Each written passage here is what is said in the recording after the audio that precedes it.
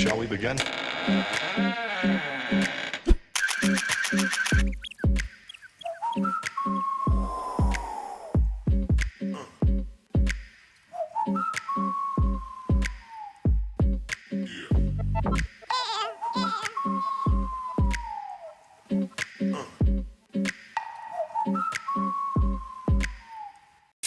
Hello, and welcome to On the Patio with Mr. D off season.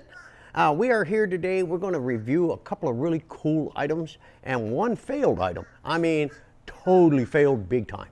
So what we're going to do is we're going to talk about taking care of a problem that the A6500 has. And it's not a horrible problem, but it is a problem.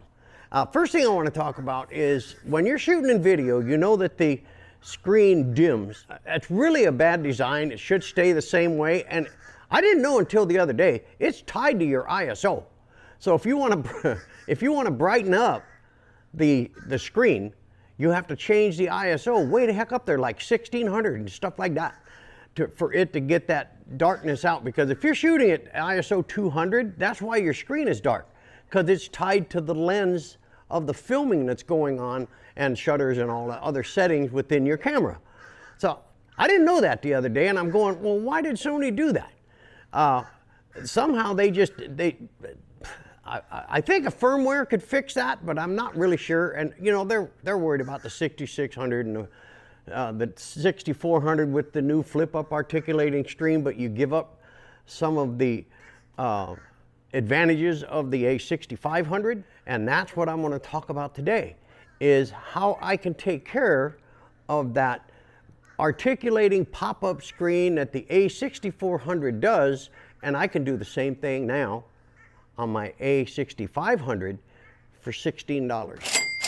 Another problem that we all face, guys, with any of the A6000 series cameras is the non-visibility of the screen in bright sunny days. Now, you can put a matte screen over the top of it, or you can put a hood over it. Now, today I'm going to talk about a unit from SmallRig that I got, and it's a hood, and that's it right here. And I'm going to talk about that, show how it installs and all that kind of thing, the advantages, disadvantages, all that kind of thing. But I'm pretty pleased with it. And when you're in bright sunny days, this will knock out all that glare so you can at least see what's going on. But you still have the same problem of the dimming screen if you're in low ISOs. So it's kind of give or take, but we're going to get into that also today. And then we have a product failure, and I'm going to get into that right out of the jump. I was really disappointed in this outfit called SnapFocal. They boast that they have a anamorphic filter system that you can put on your camera. And guys, this is it. I mean, come on now. It's a round piece of plastic with some ribs in it, which I thought was threaded, and it's not, with a piece of monofilament line across that in an oval cut. Now, the only way you can mount this thing is I have a step-up ring, and you basically push it on like that, and then it's supposed to stay. However, when I was shooting the other day testing this thing, and I had the line straight across like that, the result I got was a vertical line, not a horizontal line. And I'm going, what the heck? And it was just blown out. This thing was really thick and really long. It was just, this is a waste of money, guys. This is 30 some odd dollars for this thing. I'm going to recommend you don't even look at this. Hi guys, what I'm going to do is show you the result of the SnapFocal anamorphic filter. Now, the filter line is actually on a horizontal.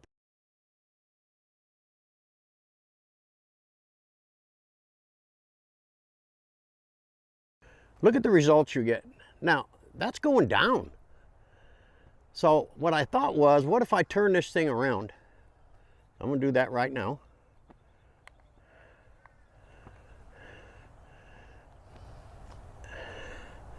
And yes, I can do it. Now, they claim this is blue.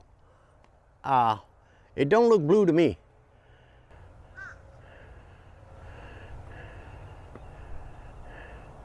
Now it does not look blue to me.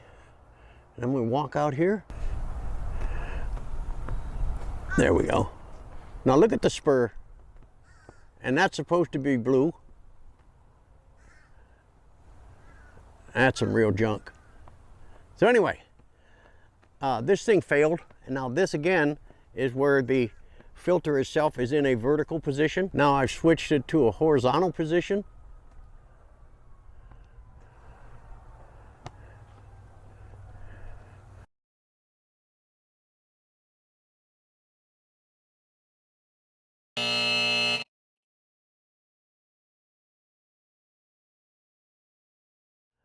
Don't waste your money. Now, I know anamorphic lenses are extremely expensive, but there's a way to get an anamorphic style by using a 4-star filter and post-production. And I'm going to show you that on another video. I've got a 4, 6, and 8-star filter coming in. I want to try this system out. I don't want to spend $5,000 to $10,000 on an anamorphic lens, or they have one now that just came out for like 800 bucks. But how often are you going to shoot in an anamorphic situation?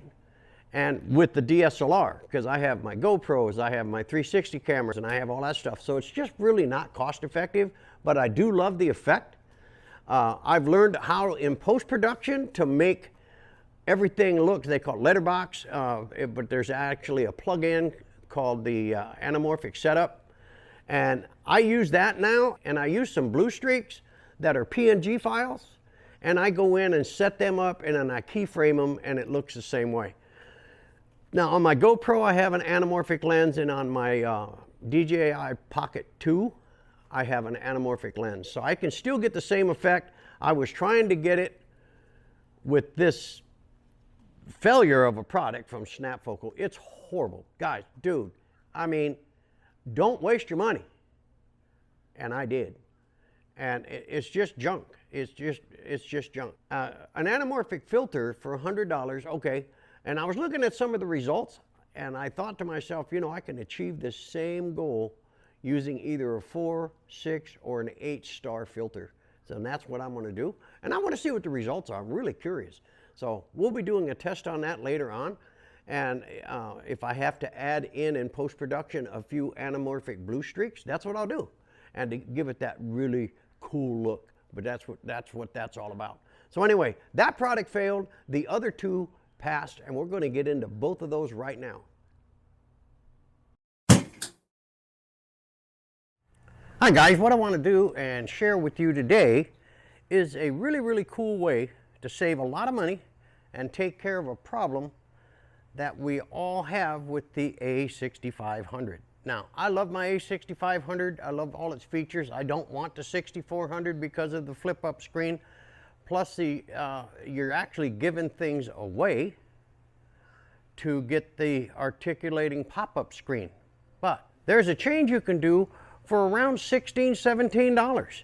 And that's the UURig selfie mirror. And this thing works so cool, installs great. Let me install it here. Now, easily installed is by UURig. Now let me show you what you do. Now, all you do is take this screen and pop it up just like that. That's all you have to do. Then power off your camera, and I'm going to show you the result here. Okay, I got the camera all powered up. You can see the LCD screen is on. Now check this out, guys. And compose your shot, everything you want to do using this extremely cost-effective way to go ahead and compose your shot in a selfie mode. It's really, really cool. Hi guys, the next thing that I'd like to discuss with you about taking care of some of the issues that the A6500 has. And the next item is from SmallRig. Now y'all know that when you're recording and you're in bright sun, you can't see this screen. I mean, look at the glare I've got right now. I mean, it's horrible. Now, there's an inexpensive way to fix that, and it's a sun hood from SmallRig, and it's really cool. Now, I learned yesterday an easier way to set this up, so I'm going to show you. What I want you to do first is to take this one, fold it over onto the Velcro like you see me do right here. Attach that Velcro strip, and that leaves this one here, which will be the bottom part of the screen, for a strap over. All right, so what you got to do, get your articulating screen out. Now take the part you just did and put it behind the LCD screen like this. Okay, now push that back up. Now take this strap, go around the back, attach it there, and take this one and attach it to the Velcro strip there, and your system is all set up. As you can see here. And that will take care of your sun glare issues and stuff like that. It's really, really a cool product. Now, here's one drawback, guys. You cannot use the Selfie hood when you have the sunshade in, because there's no way for it to reflect up. But this is for when you're out shooting video and all that kind of thing, and you need to get that sunblock so you at least see what's going on with the screen. And this should take care of that problem for you, and it's really inexpensive way to do. I'll put links for both of these items in the description. So I hope that's going to help you out, guys. All right, guys, we're going to wrap it up out here on the SmallRig and UURig add-ons for the A6500. That is the Selfie hood by UURig. Man, I think that is ingenious. And you're saving, you don't need that $150, $200 monitor to put on top of your camera. This is really simple to do. You just slip it on there, it's got the mirror, you flip your screen up halfway, and you can compose your shot, and you're all good to go. Really lightweight, and it has 3 cold shoes on it. It has one here, and one here. So what I do when I'm out there and I'm using this, and I'm using my Rode Go wireless mic, I slide that on the side, makes everything nice and neat, and it really works out well.